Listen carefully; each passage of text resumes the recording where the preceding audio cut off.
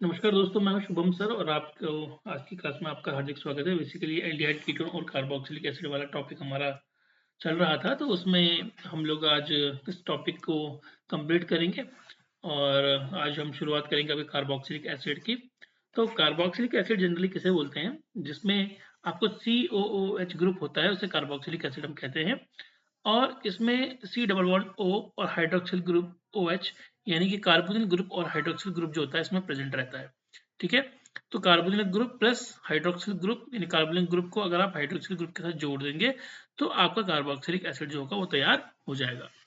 ठीक है, the properties of the carboxylic group are not simple, the combined properties of these two groups, but it has its own distinctive properties. देखो, जो carboxylic group की property होती है उसकी property में कार्बोनिल ग्रुप की प्रॉपर्टीज भी आती हैं और हाइड्रोक्सिल ग्रुप की प्रॉपर्टीज भी आती है। इन दोनों ग्रुप की प्रॉपर्टीज में शामिल होती है, लेकिन ऐसा नहीं है कि केवल इन दोनों की ग्रुप की आती है, कार्बोक्सिल ग्रुप की कुछ अपनी प्रॉपर्टीज भी होती हैं। ठीक है, the acidic nature of carboxylic acid is due to the presence of replaceable H atom। जो कार्बोक्सिलिक एसिड का एसिडिक नेचर होता है, ठीक है, वो किस लिए होता है? वो होता है presence of replaceable H atom. उसमें जो एच एटम होता है, ये एच एटम होता है, इसको रिप्लेस किया जा सकता है, ये एच प्लस फॉर्म में जा सकता है निकल के यहाँ से, तो इसीलिए इसका एसिडिक नेचर होता है।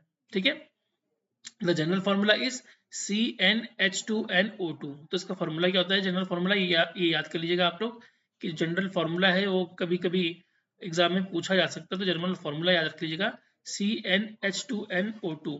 ठीक है, नॉमेनक्लेचर। चलिए अब नॉमेनक्लेचर की बात कर लेते हैं कि किस तरीके से आप कार्बोक्सिलिक एसिड का नाम लिख सकते हैं। तो IUPAC नॉमेनक्लेचर की कुछ गाइडलाइंस है, उसको फॉलो करेंगे। पहला है suffix E. Sorry, the suffix e in the name of corresponding alkane is replaced with oic। जैसे कोई भी एल्केन है, जैसे मीथेन है, तो इसको ई को रिप्लेस कर दीजिए और इसकी जगह पे क्या लगा लीजिए? ओइक लगा लीजिए। तो ये क्या बन जाएगा? ये बन जाएगा मेथेनोइक। क्या बन जाएगा? मेथेनोइक। तो ई को रिप्लेस कर देना आप लोगों ने, उसकी जगह पे ओइक लगा देना। When the aliphatic chain contains only one carboxyl group, the carboxylic carbon is always numbered 1। जैसे इस अगर आप देखेंगे तो इसमें दो कार्बन है, कार्बन CH3 में भी और COH में भी, इसको आप फंक्शनल ग्रुप मान के चल रहे हैं, ठीक है। लेकिन जब भी आप देखेंगे नंबरिंग करेंगे तो हमेशा कार्बोक्सिलिक ग्रुप का जो कार्बन होगा उसको 1 करेंगे आप और दूसरे वाले को 2 करेंगे, तो मेथ और एथ, दो कार्बन मतलब एथ, तो इसलिए इसका नाम क्या पड़ जाएगा? Ethanoic acid. वरना कई लोग इसको क्या बोलते हैं? वरना इसको कई लोग क्या बोलते हैं? मेथेनोइक एसिड बोलते हैं, जो कि गलत है। ठीक है, तो याद रखिएगा मेथेनोइक एसिड होता, मेथेनोइक एसिड वैसे होता नहीं है। ठीक है, तो अगर आप देखेंगे तो मेथेनोइक नहीं होगा, ये हमेशा क्या होगा? ये एथेनोइक होगा। हमेशा क्या होगा? एथेनोइक होगा। ठीक है, क्योंकि COOH में से कार्बन जो है वो हमेशा फंक्शनल ग्रुप का 1 माना जाता है, उसके बाद जितने कार्बन लगे होते हैं उनको 2 मानेंगे, तो आप ये मान के चलिएगा। तो ये तो मेथेनोइक तो मैंने आपको एक एज एग्जांपल यहाँ पर दिया था कि आप समझ पाए कि कैसे रिप्लेस करते हैं, लेकिन जनरली होता नहीं है। इतना क्लियर है? अच्छा, when the aliphatic chain contains more than one carboxylic group, जब किसी एलिफेटिक चेन में एक से अधिक कार्बोक्सिलिक ग्रुप होते हैं, the total number of carbon atom is counted. तो उसमें हम क्या करते हैं कि total number of carbon atom को काउंट करते हैं, and the number of the carboxylic group is represented by the Greek number prefix as, di, tri etcetera. दो होंगे तो डाई, तीन होंगे तो ट्राई। ठीक है, तो सिंपल सी बात है, जितने कार्बोक्सिलिक ग्रुप होंगे उसके हिसाब से डाई टाई हम लिखेंगे। A carboxylic acid is named by adding these prefixes and suffixes to the parent alkyl chain। ठीक है, याद रखिएगा कि कोई भी कार्बोक्सिलिक एसिड में जो नाम होता है, जो हम प्रीफिक्स और सफिक्स लिखते हैं उसमें, वो पेरेंट एल्काइल चेन पे ही लिखा जाता है। Arabic numericals are used for indicating the position of the carboxylic group, और हम वहां पर कार्बोक्सिलिक ग्रुप में जो है वो उनकी पोजीशन के लिए हम क्या नंबरिंग सिस्टम करते हैं, 1 2 3 ऐसा नंबरिंग हम उसको सिस्टम करते हैं। The name carboxylic acid or carboxy can also be assigned for a carboxylic substituent of a carbon chain।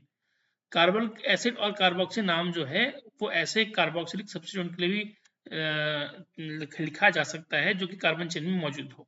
N example of such nomenclature is the name of 2-कार्बोक्सीफ्यूरिन for the compound 2-फ्यूरिक acid. तो 2-फ्यूरिक acid है, इसको हम 2-कार्बोक्सीफ्यूरिन भी आप लिख सकते हैं। ठीक है। Structure of carboxylic group. Carboxylic group का स्ट्रक्चर क्या होता है? In carboxylic acid, the bonds to the carboxylic carbon lie in one plane and are separated by about 120 degree. जो बॉन्ड होते हैं कार्बोक्सिलिक कार्बन में वो वन प्लेन में लाई इन वन प्लेन और सेपरेटेड बाय अबाउट 120 डिग्री, और वो 120 degree में क्या होता है? सेपरेटेड होते हैं। याद रखिएगा एंगल जो है 120 डिग्री का है। ठीक है। or the carboxylic carbon is less electrophilic than carbonyl carbon because of the possible resonance structure shown below। ये यहाँ पर रेजोनेंस दिखा रहा है, इलेक्ट्रॉन की शिफ्टिंग आपको दिख रही है, रेजोनेंस आपको दिखा रहा है। तो कार्बोक्सिलिक कार्बन जो होता है वो इलेक्ट्रोफिलिक लेस होता है क्योंकि इसमें रेजोनेंस स्ट्रक्चर होता है, तो इसका इलेक्ट्रोफिलिक यानी इलेक्ट्रिक लिविंग नेचर जो होता है बहुत कम होता है। ठीक है। अब बात करते हैं methods of preparation of carboxylic acid. Carboxylic acid को आप बना कैसे सकते हैं? पहला है प्राइमरी अल्कोहल और एल्डिहाइड से। यहाँ पर आपको दिख रहा है अल्कोहल, ठीक है, और यहाँ पर डेकानॉल दिख रहा है। तो यहाँ पर आप एल्कालाइन KMnO4 का यूज कर सकते हैं, H3O+ का यूज कर सकते हैं, CrO3 H2SO4 का जोन्स रिएजेंट का यूज कर सकते हैं, और इससे आप कार्बोक्सिलिक एसिड यहाँ पर आपका एथेनोइक बन रहा है, यहाँ पर आपका डेकानोइक बन रहा है। फ्रॉम एल्काइल बेंजीन, अगर एल्काइल बेंजीन की बात करें, ये एल्काइल ग्रुप लगा हुआ है, किसमें लगा हुआ है? बेंजीन में लगा हुआ है। पोटेशियम परमैंगनेट आपको यूज हो रहा है, ठीक है, और KOH का यूज हो रहा है, हीट कर रहे हैं तो HCO के आ रहा है, इसके बाद H3O का यूज हो रहा है तो आपको बेंजोइक एसिड बन रहा है। ठीक है। तो यहाँ पर पहले तो क्या होगा कि C के साथ पूरा का पूरा आपका जो H3 है वो निकल जाएगा, फिर बाद में H3O+ को लाकर हमें बेंजोइक एसिड बनाना पड़ेगा इसमें। ठीक है, क्लियर है? तो कैसे भी आप इसमें चेन को बना सकते हैं। From nitriles and amides, nitriles are hydrolysed to amides. Nitriles को क्या करते हैं? अमाइड्स में हाइड्रोलाइज करते हैं, and then to acid in the presence of H+ and OH- as catalyst, फिर उसको एसिड में कन्वर्ट करते हैं।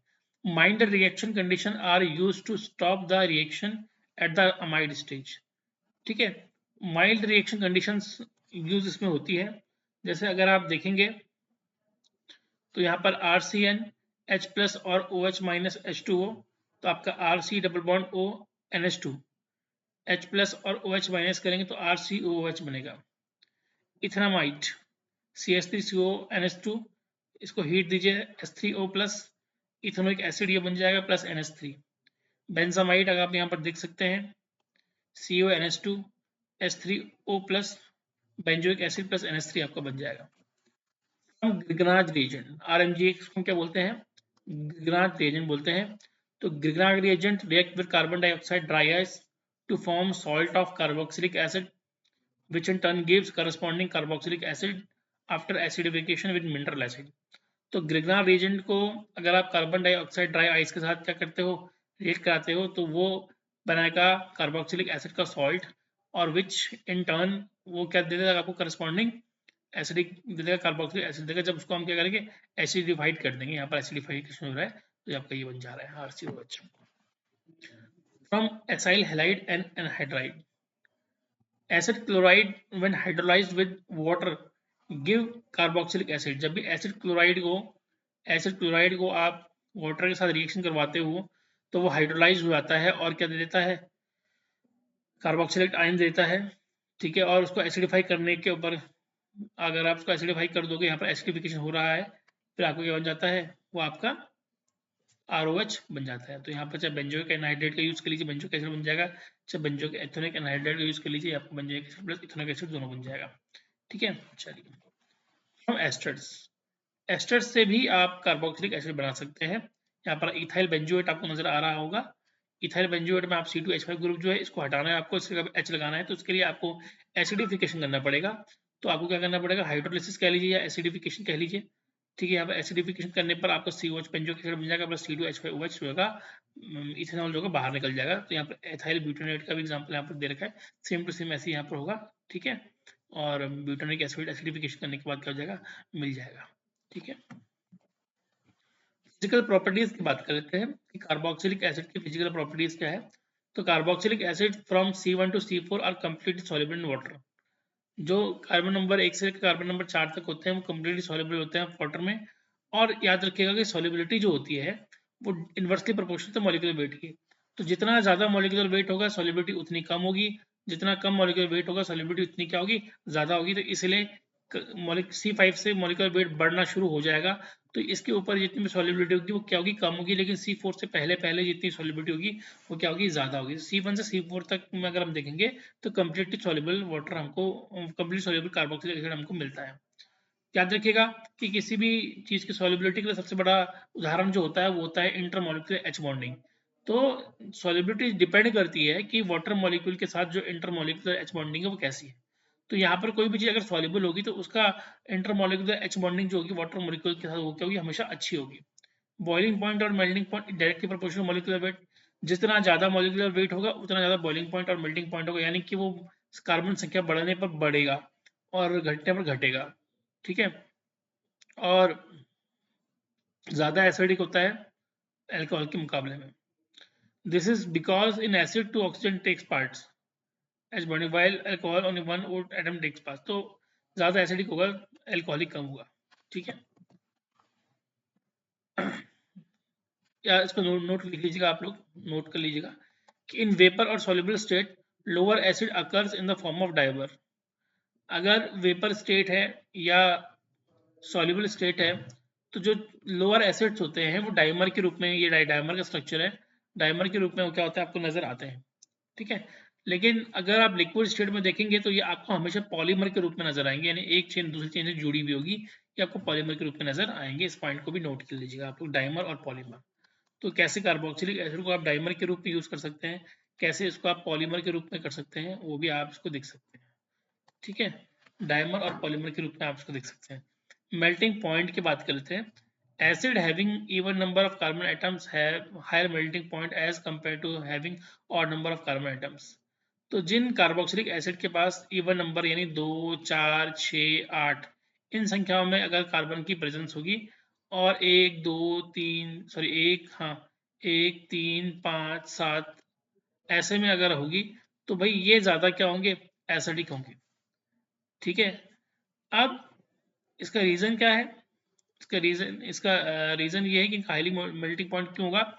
इसका रीजन ये है कि the carboxylic group and terminal methyl group, जो कार्बोक्सिलिक ग्रुप और जो लास्ट का मिथाइल ग्रुप होता है, in even number acid lie on opposite side. वो इवन नंबर में क्या होते हैं, एक दूसरे के अपोजिट साइड में होते हैं। To provide more close packing, to provide more close packing in crystallise which result in high melting point. तो याद रखिएगा कि इस मेल्टिंग पॉइंट में यहाँ पर ध्यान रखने वाली बात यह है कि कार्बोक्सिलिक ग्रुप और मिथाइल ग्रुप जो होते हैं वो अपोजिट लाई करते हैं, और अपोजिट लाई करने पर इनके क्रिस्टल लैटाइस में अगर हम देखेंगे तो क्लोज पैकिंग हमें देखने को मिलती है।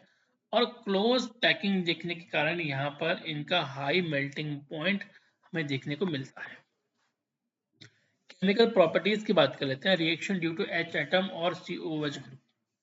अगर हम एसिडिक नेचर की या एसिडिक कैरेक्टर की बात करें तो अगर आप देखेंगे हाँ, अगर एसिडिक कैरेक्टर की बात करेंगे, इसमें भी कर लेना, तो आर यहाँ पर आप देखेंगे कि कार्बोक्सिलेट आयन और कॉन्जुगेट बेस आपको यहाँ पर देखने को मिल जाएगा।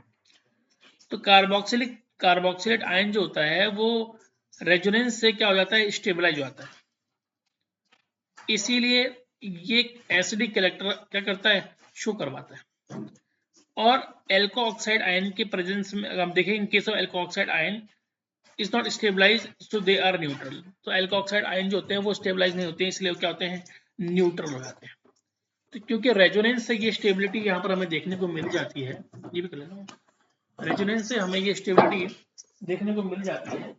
इसी कारण से क्या होता है कि हमें एसिडिक कैरेक्टर जो होता है हमें देखने को मिलता है कार्बोक्सिलिक एसिड का। इसको इस पॉइंट को आप याद रखिएगा। ठीक है, ये वाला बिंदु जो है इसको याद जरूर रखिएगा। और जो एल्कोक्साइड आयन की कंडीशन को हम देखेंगे तो यहाँ पर ये स्टेबल नहीं होता है, और स्टेबल ना होने के कारण अगर हम देखें तो ये न्यूट्रल कॉन्फ़िगरेशन को रखता है, ठीक है। स्टेबल ना होने के कारण ये न्यूट्रल कॉन्फ़िगरेशन को रखता है। कार्बोक्सिलिक एसिड जो है वो turns blue litmus to red, ये ब्लू लिटमस को रेड में कन्वर्ट कर देता है, ठीक है, याद रखिएगा एसिड है तो।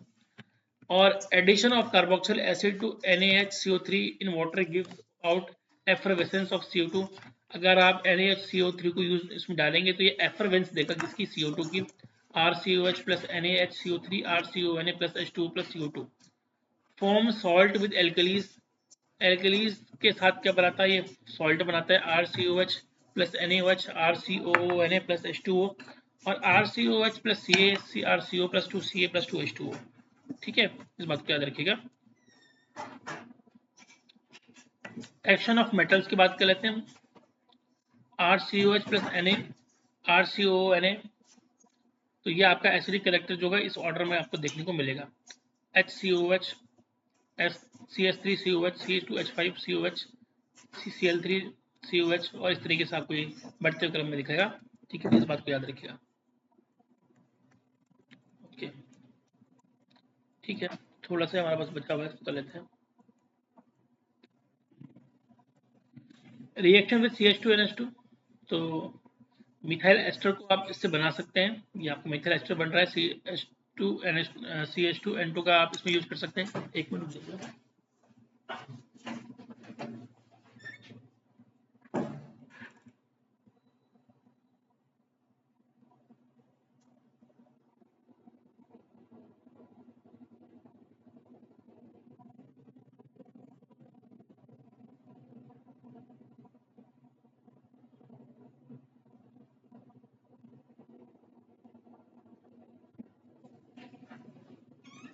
Sorry.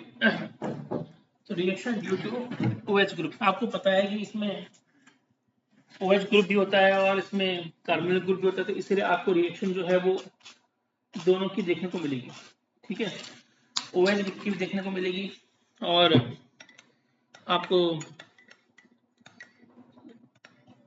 C double bond O group की भी देखने को मिलेगी। दोनों की रिएक्शन आपको यहाँ पर देखने को मिलेगी, ठीक है।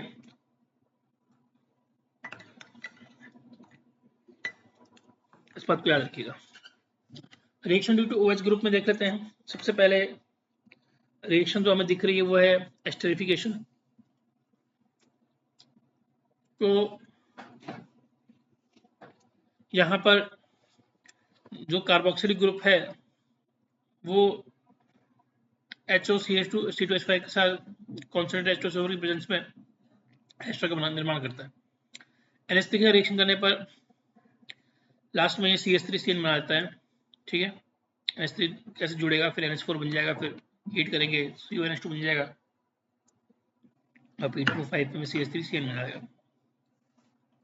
रिएक्शन में थाइनिल क्लोराइड के साथ पिरिडिन की प्रेजेंस में ये CH3COCl प्लस SO2 को बाहर निकाल देगा, HCl को बाहर निकाल देगा।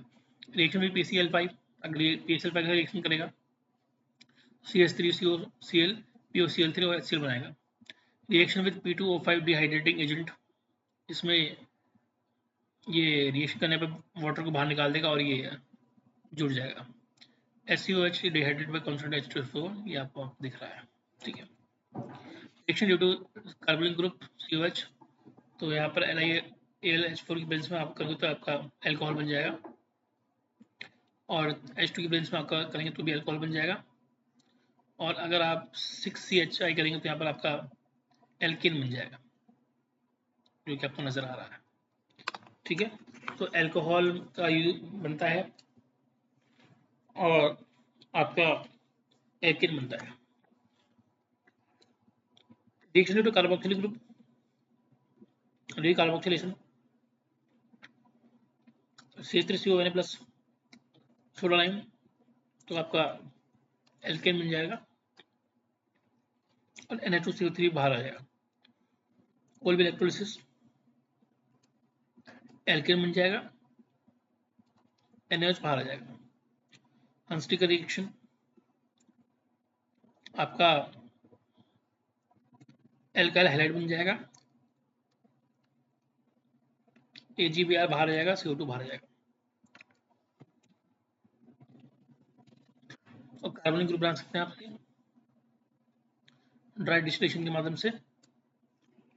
CH3CO ट्वाइस Ca हीट देंगे, CH3COCH3 और HCO2Ca हीट देंगे, SeHO।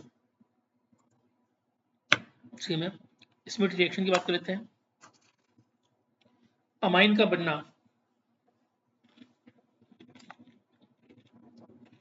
स्मिथ रिएक्शन का उदाहरण है। तो आपको RCH लेना है, NH3 की रिएक्शन करवानी है, H2SO4 की प्रेजेंस में RNH2 मिल जाएगा, CO2 और N2 निकल जाएगा। Reaction due to alkyl group, halogenation, Hell Volhard Zelinsky की रिएक्शन को हम बोलते हैं। H एटम को Cl से रिप्लेस कर दिया जाता है, यहाँ पर आप देख सकते हैं। रिंग सब्स्टिट्यूशन रिएक्शन, इसमें कार्बोक्सिलिक एसिड जो होता है वो इलेक्ट्रोफिलिक सब्स्टिट्यूशन में जाता है। HNO3 आपका देखने का है, ये रीड करेगा तो इस क्वेश्चन पर जाएगा आपका। ठीक है, यूजेस ऑफ कार्बोक्सिलिक एसिड की बात कर लेते हैं कि कार्बोक्सिलिक एसिड का यूज क्या है।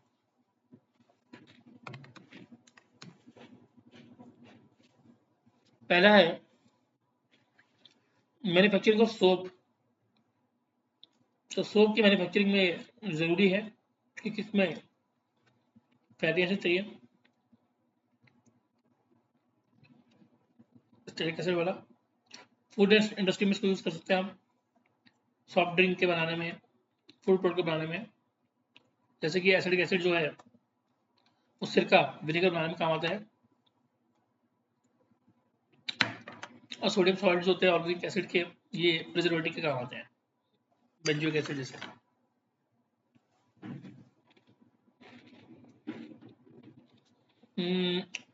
फार्मास्यूटिकल इंडस्ट्री की बात कर ले तो एस्पिरिन, फिरेसिडिन, जो ऑर्गेनिक एसिड्स होते हैं उनको यूज ड्रग बनाने में काम आता है, एस्पिरिन और फिरेसिडिन में। Acidic acid manufacturing of rubber में काम आता है, इसको एज अ कोगुलेंट यूज करते हैं। और ऑर्गेनिक एसिड जो है वो डाई स्टफ में, परफ्यूम में और रेयन में बनाने में इसमें काम आता है। कुछ क्वेश्चन है। Orthoxylene when oxidized in presence of V2O5, the product is which carboxylic acid?